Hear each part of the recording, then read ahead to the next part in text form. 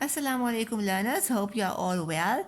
So in the previous lesson we learned how to do a tally table and we learned today how to read from a graph.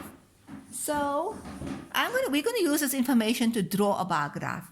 Now I cannot draw a bar graph if I don't have information or data, and this data I collect from learners or from people. So for example, if I wanted to draw a bar graph on the different flavors of ice cream in the grade 4, I first have to ask the learners, okay, how many of you like mint? And you would pick up your hand. How many of you like vanilla? And you would pick up your hand. How many of you like strawberry? And then the learners would pick up their hand. I take that information, I put it into a tally table, okay, and I can use that information then to draw my bar graph. So say for example, in the class, right, I asked this question about the ice cream, and you know what?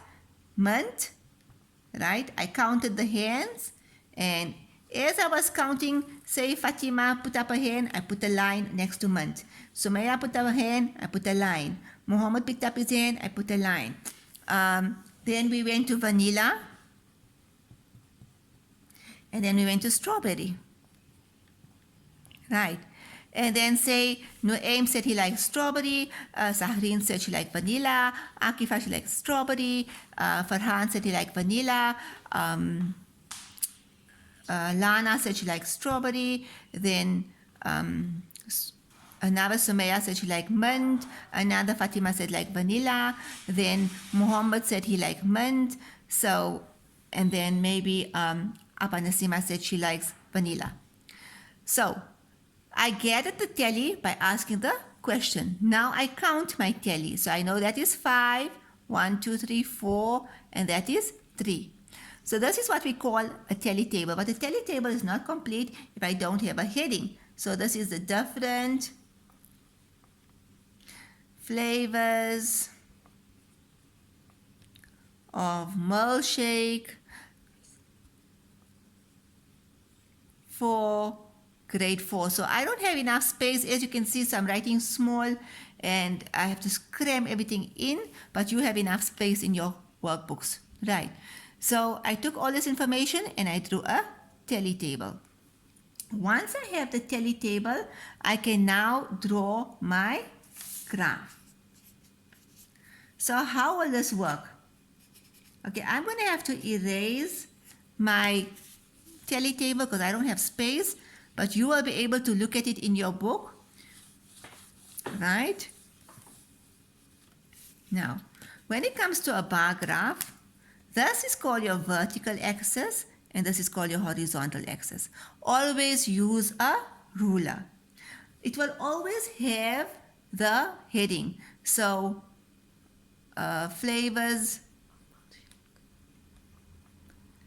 liked by grade 4, right? Here at the bottom will be the different flavors. Okay, my pens are even giving up on me. Let me try this pen here. And here will be the number of learners. Right. You always start at 0. Like I told you, a graph always starts at 0. Then we can have 1, 2, 3, 4, 5. We go to the highest number of the milkshakes. So the mint, I'm going to write it here because it was 5. The vanilla was 4. And the strawberry was 3. So when I'm drawing, I've got my vertical axis, horizontal axis, I got my different headings, I got my numbers. Now I'm ready to draw. I go to mint. I look at 5, I take my ruler, I put a dot, always one block away from the vertical axis. I take my ruler and I make a block, right? This is called a bar, and I started by number 5 going down. Your bars must be equal spaced and equal size. That means I cannot draw vanilla like this here. So this is my vanilla. The sizes are not the same, okay? And I cannot draw vanilla here next to it and then strawberry there. So I must leave an equal space between all the graphs. So in your books, luckily you have blocks. You can leave 2 blocks, then you will be able to draw vanilla. So I go to vanilla, I see where does vanilla go. I put a line there, and that is vanilla. So this is mint. I put a label, M, V for vanilla. Strawberry, I look at where strawberry is, equal spacing, okay? And I draw my strawberry. And that's how I draw a graph, okay? The other important thing to remember is a key. So my key here is 1 block is equal to 1 strawberry.